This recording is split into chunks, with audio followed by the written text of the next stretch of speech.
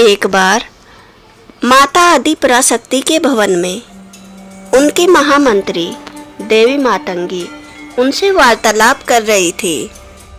हे देवी आदि पराशक्ति, आप तो सर्वज्ञानी हैं। आपको तो यह ज्ञात है कि भविष्य में आपकी संतानें कितनी पीड़ा सहन करने वाली है। फिर भी आप इतनी शालीन क्यों है? हे देवी, यह दुर्गमासुर पृथ्वी पर कितना अत्याचार करने वाला है। क्या हमें अभी शांत नहीं कर देना चाहिए? प्रिय मातंगी, तुम्हें तो यह ज्ञात ही होगा, धरती पर जो होने वाला है वह पहले से ही लिखा हुआ है और यह सब मेरी ही लीला है। इसलिए तो सब मुझे ललिता कहते हैं। अभी काल के चक्र को घूमने दो, जब समय आएगा दुर्गमासुर का भी अंत हो जाएगा। पाताल लोक में दुर्गमासुर तपस्या में लीन था। प्रसन्न होकर ब्रह्मदेव उसके समक्ष प्रकट होते हैं। दुर्गमासुर, मैं तुम्हारी तपस्या से प्रसन्न हुआ। मांगो, क्या वरदान की अभिलाषा है तुम्हें? हे ब्रह्मदेव, क्या आप मेरी तपस्या से सत्य में ही प्रसन्न हैं? अवश्य दुर्गमासुर, जो तुम चाहते हो मैं तुम्हें अवश्य प्रदान करूंगा। तो हे देव, मेरी 3 इच्छाएं पूरी कीजिए। मेरा अंत देव, दानव या मनुष्य कोई ना कर पाए। मेरा अंत केवल वह कर पाए जिसकी सहस्त्र भुजाएं हो। और जैसा कि आप जानते हैं देव, ऐसा कोई भी नहीं है।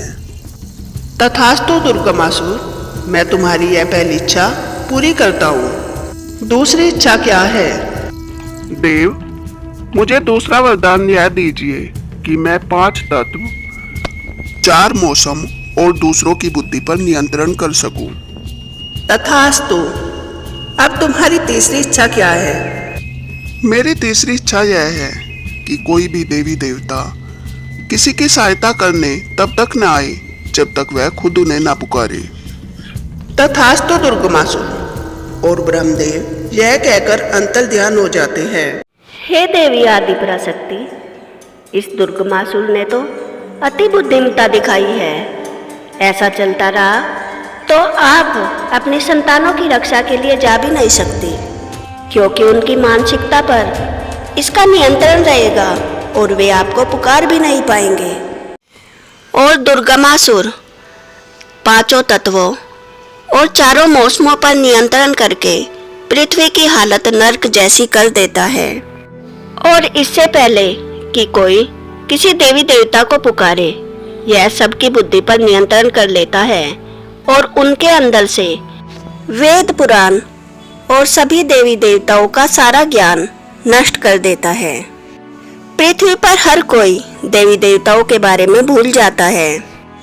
देवी देवताओं की मूर्तियां उनके लिए पत्थर के समान हो जाती है। दुर्गमासुर के प्रकोप के कारण चारों तरफ भूखमरी फैल जाती है, सूखा पड़ जाता है, सारी फसलें नष्ट हो जाती है, नदी तालाब सब सूख जाते हैं। पीने के लिए जल की एक बूंद नहीं थी और खाने के लिए अन्न का एक दाना नहीं था। भिन्न भिन्न प्रकार की महामारियां फैलने लगती है। ये क्या हो रहा है पृथ्वी पर? कोई हमें बचाए। कौन हमारी रक्षा करेगा? कौन बचाएगा हमें? ऐसे तो हम सब मर जाएंगे। कोई राजा, कोई योद्धा, कोई तो होगा जो हमारी रक्षा करेगा। माँ, बहुत प्यास लगी है माँ, जल दो। पुत्री, दूर दूर तक कहीं भी जल नहीं है, कहाँ से लाऊं मैं जल? माद्री, अब हम क्या करें? इस तरह तो माँ की मृत्यु ही हो जाएगी। महामारी के कारण इनकी दिन पर दिन हालत खराब होती जा रही है और किसी के पास इनका कोई इलाज भी नहीं है।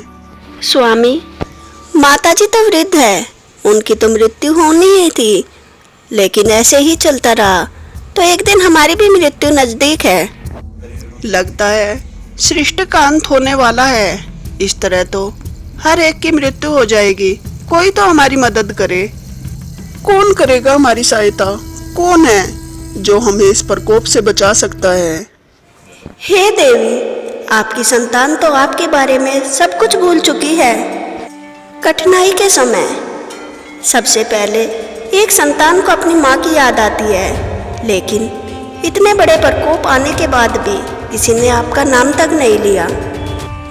प्रिया मातंगी, आप चिंतित मत होइए देवी।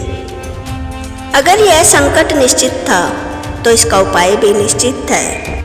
संतान ज़्यादा दिनों तक अपनी माँ से दूर नहीं रहती। शीघ्र ही मेरी एक संतान को मेरी याद आ जाएगी। पृथ्वी लोक पर एक गुरुकुल में एक विद्यार्थी था। महासंकट के चलते हुए उस गुरुकुल के विद्यार्थी आसपास के गांवों के लोगों की मदद कर रहे थे। वे हर दिन साग सब्जी उगाने का प्रयत्न करते, परंतु हर दिन वे विफल हो जाते। अब वे हार मान चुके थे और उन्होंने अपने अंत को स्वीकार कर लिया था। भ्राता, क्या हम सब मर जाएंगे? क्या हम सब की मृत्यु हो जाएगी?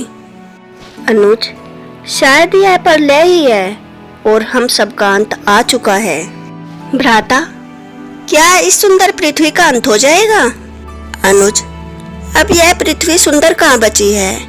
हरियाली खत्म हो गई है, सूखा पड़ा हुआ है और हर जगह सब ही सब पड़े हैं। अब तो अंत ही हो जाए तो बढ़िया है। और उस रात सोते वक्त उस लड़के के स्वप्न में एक आकृति आती है। कौन स्त्री है ये अष्टभुजाओं वाली और लाल अंबर वाली? हाथ में चक्र, त्रिशूल, गदा, ये सब वस्तुएं हैं। देखने में यह मनुष्य नहीं लगती, फिर भी माँ जैसी लगती है। मेरा हृदय बोल रहा है ये मेरी माँ ही है। माँ, माता आदि पराशक्ति, ये तो माता आदि पराशक्ति ही है। और वह उठकर सबको बताने लगता है, सुनो सुनो सब सुनो, क्या आप सब भूल गए माता आदि पराशक्ति को? वे करेगी हमारी रक्षा। और कौन करेगा हमारी रक्षा? हमारी माँ ही तो करेगी शेरा वाली। आदि पराशक्ति, यह कौन है? आदि पराशक्ति हम सबके स्वामी, जिसने त्रिदेव और त्रिदेवियों की रचना की है। हे माँ, प्रकट हो, आपकी संतान कष्ट में है माँ, रक्षा करो माँ। हे माँ, प्रकट हो माँ। और माता आदि पराशक्ति उसके बाद अपने आप को नहीं रोक पाती और आकाश के नीले वर्ण से एक नीले वर्ण का रूप प्रकट होता है और वह थी देवी आदि पराशक्ति। और देवी को देखते ही सबको माता याद आ जाती है। माता रानी अपनी संतानों की कष्ट वाली स्थिति देखती है, वैसे ही उनकी आंख भर आती है। मेरी संतान, कितने कष्ट में थे तुम सब। और माता के अश्रु बहने लगते हैं और माता के हृदय में इतना दर्द था कि उनकी दो आंखें उनके अश्रु बहा ही नहीं पा रही थी। और देखते ही देखते माता के शरीर पर आंखें प्रकट होने लगती है और माता के शरीर पर 100 आंखें आ जाती हैं। उनकी 100 आंखों से बहते हुए अश्रु धरती पर वर्षा ला देते हैं और उससे पृथ्वी पर जो सूखा पड़ा हुआ था सब हरा भरा हो जाता है। माता का वह रूप था शताक्षी देवी का।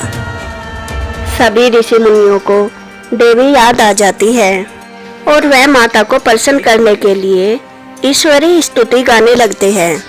हे ईश्वरी, हे आदि पराशक्ति, हम सब भूख से तड़प रहे हैं, हमें अन्न दे, हमें शाकाहार चाहिए। मेरी संतान, तुम सब दुखी मत हो। और माँ अपने शाकंभरी देवी रूप में आ जाती है। उनके चारों हाथों में साग सब्जी, विभिन्न प्रकार के फल और औषधियाँ थी और वे धरती पर साग सब्जी और फलों की बारिश कर देती है। महीनों से भूखी उनकी संतान पहली बार साग सब्जी फलों का भोजन करती है और सब प्रसन्न हो जाते हैं। जय देवी शाकंभरी, जय देवी शाकंभरी, जय देवी शाकंभरी।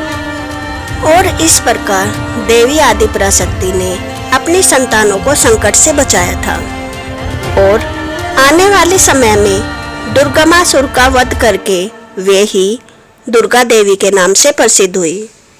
अगर आपको शताक्षी देवी और शाकंभरी माँ की यह कथा पसंद आई हो तो वीडियो को लाइक करें और ऐसी ही नई नई कथाएं जानने के लिए मेरे चैनल को सब्सक्राइब करें और कमेंट बॉक्स में जय माता दी अवश्य लिखें। Thanks for watching. जय माता दी।